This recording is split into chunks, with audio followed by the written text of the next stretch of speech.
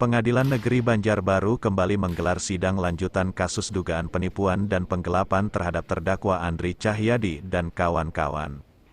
Dalam sidang sebelumnya, terungkap bahwa dasar bagi pelapor Haji Sari mengklaim memiliki 40% saham PT Indomarta Multi Mining adalah perjanjian hutang piutang antara pelapor dengan para terdakwa tanggal 14 Juni tahun 2013 terungkap di persidangan.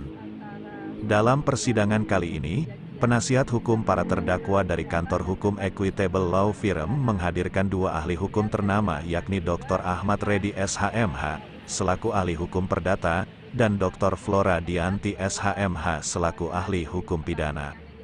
Dalam persidangan yang dilaksanakan pada hari Kamis, tanggal 26 Oktober tahun 2023, Dr. Ahmad Reddy SHMH menjelaskan bahwa peralihan saham dalam suatu perusahaan khususnya perusahaan tambang batubara tidak bisa dilakukan sekonyong-konyong hanya dengan PPJB jual beli saham, melainkan harus ditindaklanjuti dengan AJB saham untuk kemudian dinyatakan dalam akta pernyataan RUPS dan kemudian dimintakan persetujuan kepada Menteri ESDM sebagaimana diatur dalam Undang-Undang Pertambangan Mineral dan Batubara.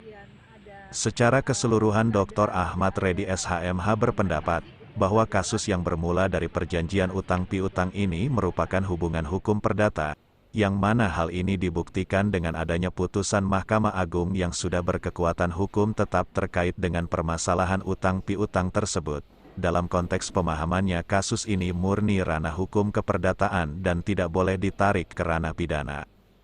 Sementara Dr. Flora Dianti SHMH ahli hukum pidana dari Universitas Indonesia, menyatakan bahwa inti delik pasal 372 dan pasal 378 dihubungkan dengan perjanjian dalam konteks hukum pidana yaitu perjanjian itu lahir akibat dari tipu muslihat, jadi sepanjang perjanjian itu tidak dapat dibuktikan adanya tipu muslihat, maka hal tersebut bukan kejahatan.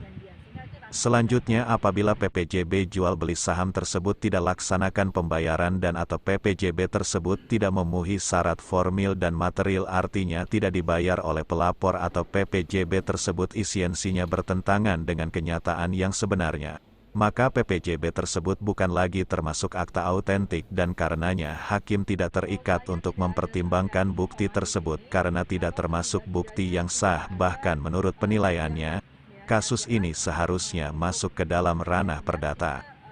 Tim investigasi NET melaporkan dari Pengadilan Banjarbaru.